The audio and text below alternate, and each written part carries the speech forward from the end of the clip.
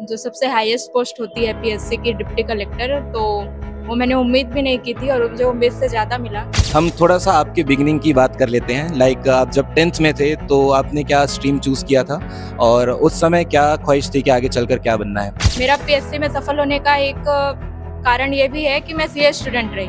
CA student थोड़े से क्या है, डिसिप्लिन्ड होते हैं। 10th 11th 12 में जो है वो डिस्ट्रैक्शन काफ़ी ज़्यादा होते हैं young student as a young student. तो आपका फ्रेंड सर्कल कैसा था? सारे ही पढ़ने वाले थे आप जैसे, या कुछ दोस्त ऐसे थे कि चलो यार आज कहीं घूमने चलते हैं या कुछ करते हैं ऐसा? जब सीजीपीएससी 21 की मैंने तैयारी शुरू की तो पोस्ट मिल चुका था, तो पोस्ट पे रहते हुए मैंने प्रीलिम्स भी दिलाया और मेंस भी और इंटरव्यू भी। और जब आपने ये डिसाइड किया कि चलो अब हमको सीजीपीएससी की तरफ बढ़ना है, तब दिमाग में क्या था उस दिन पे? हमारे यहाँ का जो मेन है सीजीपीएससी का, वो मेन फंडा यही है कि आप चीज़ों को बार बार रिवाइज करें। एक स्ट्रेसफुल जर्नी ही रहता है, तो कैसा घर से सपोर्ट था और बाहर के लोगों जो बोलते थे उनको आप अवॉइड करके कैसे सफलता तक पहुंचे हैं? छत्तीसगढ़ के ऐसे प्रतिभावान बच्चे जो आर्थिक रूप से जो कोचिंग्स की सुविधा नहीं ले पाते, उनको हम निःशुल्क किसी तरीके से तो जब ये थॉट था कि ऐसा कुछ हमें स्टार्ट करना है, हर बच्चों को उस मुकाम तक पहुंचाना है, तो बाहर से भी बहुत सारे आप लोगों को ऐसे नेगेटिव चीज़ें भी आई होंगी, तो उन चीज़ों को आपने कैसे हैंडल किया?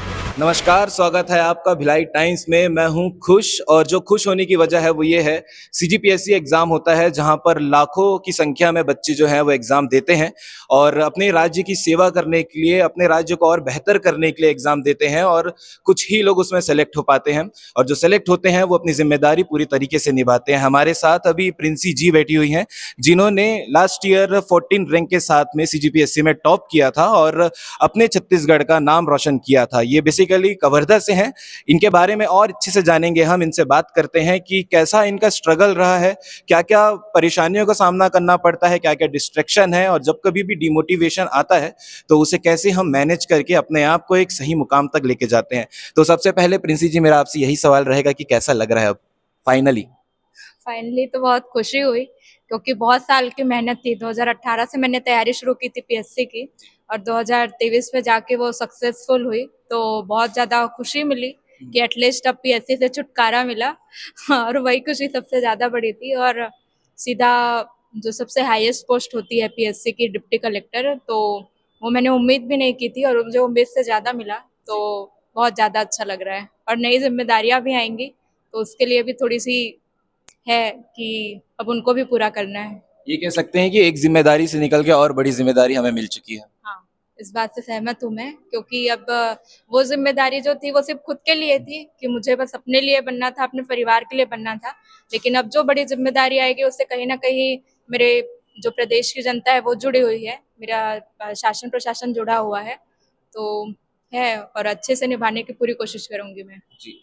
तैयारी तक आने के पहले हम थोड़ा सा आपके बिगिनिंग की बात कर लेते हैं। लाइक आप जब 10th में थे तो आपने क्या स्ट्रीम चूज किया था और उस समय क्या ख्वाहिश थी कि आगे चलकर क्या बनना है? मैंने कॉमर्स स्ट्रीम चूज़ किया था 11th-12th में, और बचपन से ही मैं मतलब पढ़ने पर ही फोकस रहा मेरा। 12th में भी मैं मेरिट में आई थी और उसके बाद मेरा लक्ष्य था सीए बनना, और मैं फाइनल तक पहुंची भी थी, लेकिन किसी कारण से मैं फाइनल में मेरा क्लियर नहीं हो पाया था। तो देन चूँकि मेरे पापा गवर्नमेंट एम्प्लॉय है, तो कहीं न कहीं उनसे मुझे मिला एक ऑप्शन के रूप में कि मैं अगर सीए फील्ड में नहीं जा रही हूँ तो मुझे सीजीपीएससी के लिए ट्राई करना चाहिए। तो फिर मैंने वहाँ से तैयारी शुरू की और धीरे-धीरे फिर मैं बढ़ती गई और तैयारी शुरू की। ग्रेजुएशन किया है आपने कहीं से? हाँ, किया है वो कॉमर्स में, मतलब बीकॉम और एमकॉम भी किया है, तो वो मैं अलग-अलग कॉलेज से किया है मैंने। कोई भी किसी से 1 साल डिग्री गर्ल्स से किया था रायपुर से, और 1 साल मैंने डॉक्टर राधा बाई से किया था। तो वो रायपुर से हुआ और वो सीए के साथ-साथ ही हो जाता है एक साथ में। तो मतलब मैं पीजी हूँ, पोस्ट ग्रेजुएशन किया है मैंने। ठीक है। और आपका बेसिकली 10th 11th 12 में जो है वो डिस्ट्रैक्शन काफ़ी ज़्यादा होते हैं young student as a young student. तो आपका फ्रेंड सर्कल कैसा था? सारे ही पढ़ने वाले थे आप जैसे, या कुछ दोस्त ऐसे थे कि चलो यार आज कहीं घूमने चलते हैं या कुछ करते हैं ऐसा? सीए स्टूडेंट्स के साथ ये रहता है कि उन लोग को कोई पढ़ने के अलावा और कोई फोकस, कोई काम ही नहीं रहता। ओके। तो मेरा पीएससी में सफल होने का एक कारण ये भी है कि मैं सीए स्टूडेंट रही। सीए स्टूडेंट थोड़े से क्या है, डिसिप्लिन्ड होते हैं और उनको पढ़ने के अलावा उनके पास और कोई ऑप्शन नहीं होता।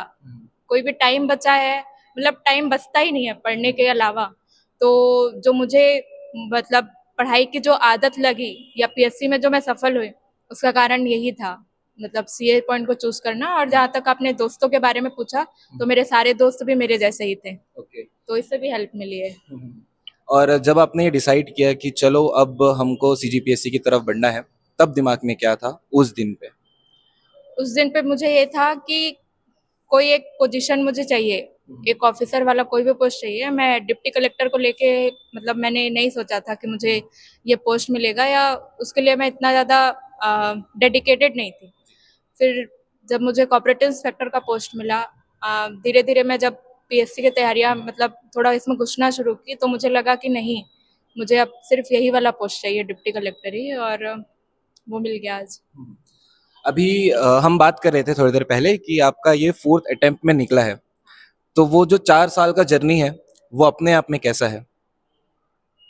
वो तो बहुत स्ट्रेसफुल था, इस मायने में कि कभी मतलब बहुत सारा डिस्ट्रक्शन बाहर से आता है कि लोग बोल रहे हैं, लेकिन उससे ज्यादा बड़ा जो डिस्ट्रक्शन होता है वो खुद का होता है, कि हमारे मन में आने लगता है कि अब नहीं हो पा रहा है, प्रीलिम्स नहीं निकला यार इस बार, या फिर कोई भी छोटी सी असफलता भी हम लोग को बड़ी लगने लग जाती है।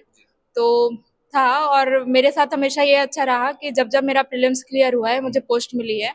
2018 में तो मेरी प्रिपरेशन ही अच्छे से नहीं हुई थी, तो प्रीलिम्स क्लियर नहीं हुआ था, तो मुझे उतना बुरा भी नहीं लगा। फर्स्ट अटेम्प्ट था, आगे देखते फर्स्ट हैं। अटेम्प्ट था, फिर देखते हैं। तो फिर 2019 में मेरा सब क्लियर हो गया और 86 रैंक आया। 2020 में फिर से मेरा प्रीलिम्स क्लियर नहीं हुआ, तो तो जब 86 रैंक आया तब क्या पोजीशन मिल रहा था, कौन सा पोस्ट पे मिल रहा था? 86 रैंक में मुझे कोऑपरेटिव इंस्पेक्टर का पोस्ट मिला था, और वो ज्वाइन किया था। फिर उसी के बाद से मैंने फिर से पढ़ाई शुरू कर दी थी कि और अच्छी पोस्ट मिले। वो पोस्ट में रहते हुए ही? हाँ, उस पोस्ट पे रहते हुए मैंने पढ़ाई तैयारी शुरू की अपनी, मतलब उसकी। और 2020 के समय तक ये मतलब पोस्ट नहीं आया था, ये वाला मतलब मेरा सिलेक्शन नहीं हुआ था, और मेरा प्रीलिम्स भी क्लियर नहीं हुआ था। फिर 21 में जब सीजीपीएस से 21 की मैंने तैयारी शुरू की, तो पोस्ट मिल चुका था। तो पोस्ट पे रहते हुए मैंने प्रीलिम्स भी दिलाया, और मेंस भी, और इंटरव्यू भी, सब पोस्ट पे मतलब जॉब करते ही मैंने किया है। ठीक है। बच्चों का बहुत सवाल ये रहता है, जो एस्पिरेंट रहते हैं उनका, कि इतने सारे सब्जेक्ट हैं, आप मोस्टली तो तैयारी कर लेते हैं, लेकिन जो याद रखने की चीज़ें हैं, लाइक हिस्ट्री है, ज्योग्राफी है, वो चीज़ें आप पढ़ लेते हैं लेकिन वो याद नहीं रहती, कितना भी आप रिवीजन कर लें, उन चीज़ों को कैसे हैंडल करना चाहिए? देखिए, इसका हैंडल करने का एक ही तरीका है कि आप सेम चीज को बार बार रिवाइज करें।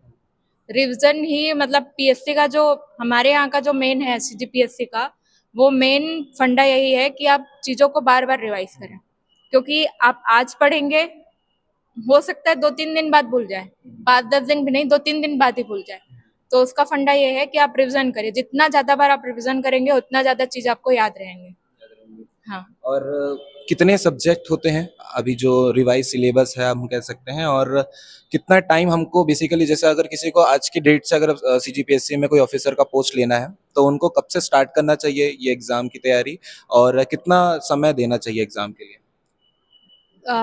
देखिए, जहाँ तक आप सब्जेक्ट्स की बात कर रहे हैं, तो टोटल 7 पेपर्स हैं, हर एक पेपर में 3 पार्ट है, तो उसके अकॉर्डिंग देखा जाए तो 21 सब्जेक्ट है। लेकिन उससे भी ज्यादा सब्जेक्ट है, क्योंकि कई कई है, जैसे छत्तीसगढ़ और भारत की अर्थव्यवस्था एक ही पार्ट में है, तो ऐसा अंडर देखा जाए तो मतलब 21 से ज्यादा ही सब्जेक्ट है, लगभग लगभग 25 के। तो अगर कोई तैयारी शुरू करना चाहता है, तो हर किसी की स्ट्रेटेजी अलग अलग हो सकती है, या तो वो सेल्फ स्टडी करे, या कोई भी कोचिंग इंस्टीट्यूट ज्वाइन कर ले, और फिर वहां से वो अपनी तैयारी शुरू करें। तो पहली बात तो ये कि जब हम लोग पीएससी व्यापम किसी भी कॉम्पिटिटिव एग्जाम के लिए आते हैं, तो ये हमारे लिए बहुत नया होता है। ग्रेजुएशन में हम बहुत अलग रहते हैं, कई लोग इंजीनियरिंग स्टूडेंट रहते हैं, तो उन लोगों में जो ये थ्योरी सब्जेक्ट पढ़ने वाली जो टेंडेंसी रहती है, वो भी कहीं ना कहीं खत्म हो जाती है, तो उससे उनको शुरुआत करना पड़ता है। तो उसके लिए यही है कि पहले आप एक बार सिलेबस को देख लें, फिर उसके अकॉर्डिंग अगर आपको सेल्फ स्टडी करनी है, तो कोई अच्छा बुक मटेरियल लेके फिर उसके साथ नोट्स बनाते जाएं, या अगर आप कोई किसी कोचिंग से जुड़े हैं, तो उसके नोट्स लेके आप अपने नोट्स बनाएं और प्रिपरेशन शुरू कर लें। आपके घर से कैसा सपोर्ट रहा मम्मी-पापा, फ्रेंड्स या फिर जो भाई-बहन हैं उनकी तरफ से? क्योंकि 4 बार अटेम्प्ट देना, 3 बार अटेम्प्ट देना, चौथे बार में फिर से उस पोज़ीशन पे आना और एक स्ट्रेसफुल जर्नी ही रहता है। तो कैसा घर से सपोर्ट था? और बाहर के लोगों जो बोलते थे, उनको आप अवॉइड करके कैसे सफलता तक पहुँचे हैं? देखिए बाहर के लोगों को जो अवॉइड करने का वो था, वो ये था कि मेरे फैमिली से इतना ज़्यादा सपोर्ट था कि बाहर वाले चाहे जो कुछ भी बोले मुझ पे कोई फ़र्क नहीं पड़ता था। तो मैं बहुत लकी रही हूँ इस बात के लिए कि मेरे पेरेंट्स ने मुझे बहुत सपोर्ट किया, बहुत ज़्यादा सपोर्ट किया और मुझे जितने भी स्टेज में मेरे दोस्त मिले, चाहे सीए वाले दोस्त या मेरे ऑफ़िस के कलीग्स, वो बहुत अच्छे और सपोर्टिव मिले, जिसके कारण मैं यहाँ पर हूँ। मेरे सीनियर्स बहुत अच्छे थे ऑफ़िस में, जिन्होंने मुझे सपोर्ट किया। मेरे दोस्त बहुत अच्छे थे और जहाँ तक बात है दूसरों की बातों की, तो वो बातें बनाने वाले बात बनाते रहते हैं, बट ये है कि आपको उनसे प्रभावित नहीं होना है, उससे आपका ही नुकसान होगा, उनका कुछ नहीं होना है। और अगर आप उनकी बातों को अवॉइड करोगे तो आप अच्छे से अपनी तैयारी जारी रख पाओगे। बिल्कुल। बिल्कुल, ये जो खुशी है वो ये दर्शाता है कि जब आप मेहनत करते हैं, कुछ पाना चाहते हैं, वो जब आपको मिल जाता है, तो ये वो खुशी है। हाँ, ये वो खुशी नहीं। ये वो खुशी है बिल्कुल। आपको भी मेहनत करना है, जितने भी आप एस्पिरेंट हैं, जो भी आप करना चाहते हैं ना, ये केवल सिर्फ सीजीपीएससी और भी जो कॉम्पिटिटिव एग्ज़ाम होते हैं, सिर्फ एक ही राज है सक्सेस का, वो है मेहनत। और जब तक आप मेहनत करते रहेंगे, आपको कोई आपके सक्सेस तक पहुंचने के लिए हरा नहीं सकता है। ऐसे ही और भी मोटिवेशनल और सक्सेस स्टोरी सुनने के लिए आप फॉलो कर सकते हैं भिलाई टाइम्स को। बिल्कुल आप लाइक, शेयर, सब्सक्राइब करें, हमारे साथ बने रहिएगा। जय जवान। हमारे साथ अभी चंद्रेश सर हैं जो कि नेतृत्व साधना फाउंडेशन से हैं और ये उन बच्चों की तैयारी कराते हैं जो सच में अच्छी शिद्दत के साथ में जो सिविल सर्विसेज की तैयारी करना चाहते हैं। तो सर कैसा पूरा प्रोसेस आप लोगों का रहता है, कैसी तैयारियां आप लोग कराते हैं?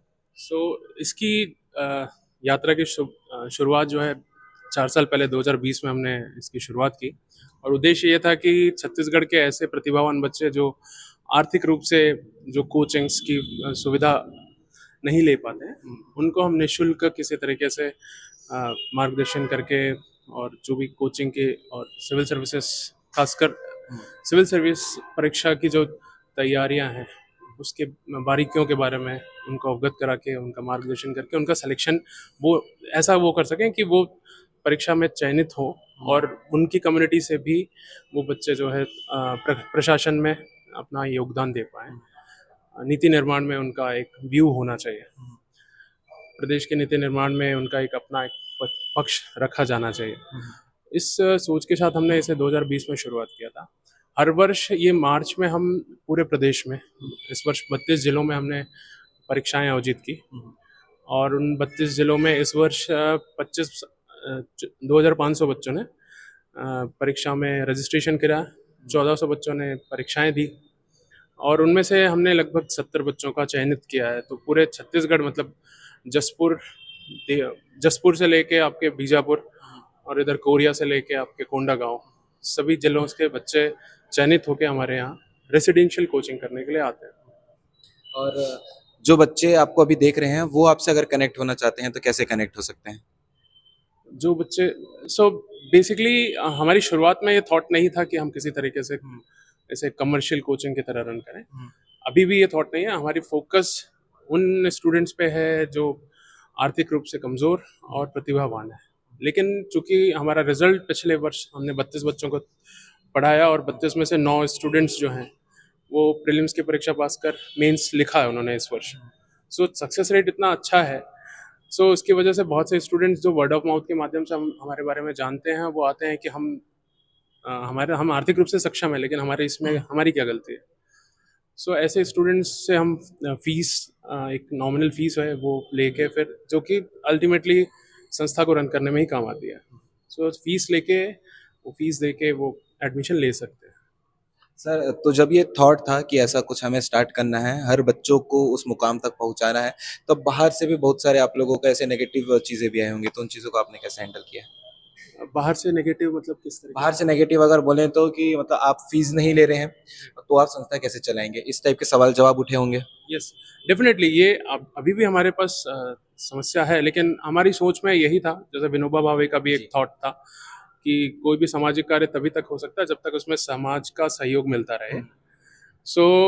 वो उसी सोच के साथ हमने आगे बढ़े और हमारे साथ आज की डेट में बहुत से समाज के अलग अलग विभिन्न समाजों के लोग, विभिन्न इंडिविजुअल्स हैं जो जुड़ रहे हैं, जो कॉन्सेप्ट को समझ रहे हैं। ये किसी तरीके का सिर्फ कोचिंग का मॉडल नहीं है, कोचिंग में भी डिफरेंट मॉडल है एक तरीके से, और ये थॉट के साथ, ऑब्जेक्टिव के साथ वो जुड़ना चाह रहे हैं, जुड़ रहे हैं। और हमारे साथ अलग अलग ऑफिसर्स हैं, आईएएस हैं, आईपीएस हैं, डिप्टी कलेक्टर्स हैं, डीएसपीज हैं, इसके अतिरिक्त सामाजिक क्षेत्र में जो कार्य कर रहे हैं विभिन्न लोग हैं, जो लीडर्स हैं, वो आके हमारे यहाँ क्लासेस लेते हैं। हमारे यहाँ संडे को एक विचार निर्माण सेशन होते हैं। विचार निर्माण सेशन में वो ग्राउंड लेवल पे जो नीतियों को इम्प्लीमेंट करने में जो समस्याएं आती हैं, वो सारी बारीकियों के बारे में, वो सब सारी चीज़ों को, तो उससे क्या है कि ओवरऑल एक पर्सनालिटी बिल्डिंग होती है। अगर व्यक्ति यहाँ पर, देखिए सिलेक्शन प्रोसेस बहुत टीडियस है, एक तरीके से टफ है, और उसमें सिलेक्शंस के प्रोसेस भी कम है, चांसेस भी कम होते हैं। सो हमारे फोकस सिर्फ वो स्टूडेंट नहीं है जिनका सिलेक्शन हो जाए, जिनका नहीं हुआ वो क्या, क्योंकि सीजीपीएससी का सिलेबस आप देखेंगे तो काफ़ी वास्ट है, और इस पूरे सिलेबस से तैयारी करने के बाद एक अलग पर्सनालिटी बन सकती है, और वो अलग एक समाज का एक लीडर तैयार हो सकता है। सो जो स्टूडेंट्स अगर परीक्षा पास नहीं कर पाए किसी कारणों से, उन्होंने पूरी मेहनत की, सब कुछ अच्छा रहा, फिर भी नहीं निकल पाए, ऐसी स्थिति में वो क्या करें? तो हमारे पास एक ऑप्शंस हम तैयार करना की कोशिश कर रहे हैं कि सामाजिक के अलग अलग क्षेत्रों में वो कार्य करने के लिए कैसे आगे बढ़ पाए। हमारे इस साल हमारी छात्रा जो है, जो पिछले बैच में 2021 बैच की एक छात्रा है, लाकेश्वरी, उनका सिलेक्शन गांधी फाउंडेशन में हुआ है, गांधी फेलोशिप में, पिरामल फाउंडेशन का है। सो वो लड़की धमतरी के किसी गांव से आती है और वो यहाँ रह के पढ़ाई करती है। उसका कॉन्फिडेंस लेवल इतना बिल्डअप हुआ कि वो गांधी फेलोशिप में अप्लाई किया, उसने सिलेक्शन हुआ, और इस वर्ष जाके वो बिहार में जाके, बिहार जैसे क्षेत्रों से लोग बाहर आते हैं, एक लड़की गांव के क्षेत्र से होके वो बिहार के क्षेत्र में जाके वो काम करने के लिए, मतलब वो फेलोशिप कर रही है। सो ये भी अपने आप में ये दिखाता है कि हम कहीं ना कहीं जिस उद्देश्य से लेके शुरुआत की थी, वो शुरुआत जो है धीरे धीरे अपने गति पकड़ रही है। तो आने वाले समय में उम्मीद करते हैं हम अधिक से अधिक समाज के लोग जुड़ेंगे हमसे, और ऐसे ही और आप टॉपर भी निकालते रहेंगे। टॉपर्स तो अभी हमने एक तरीके से कह सकते हैं, सिर्फ टॉपर को लेके मैं बहुत ज़्यादा उत्साहित नहीं रहता।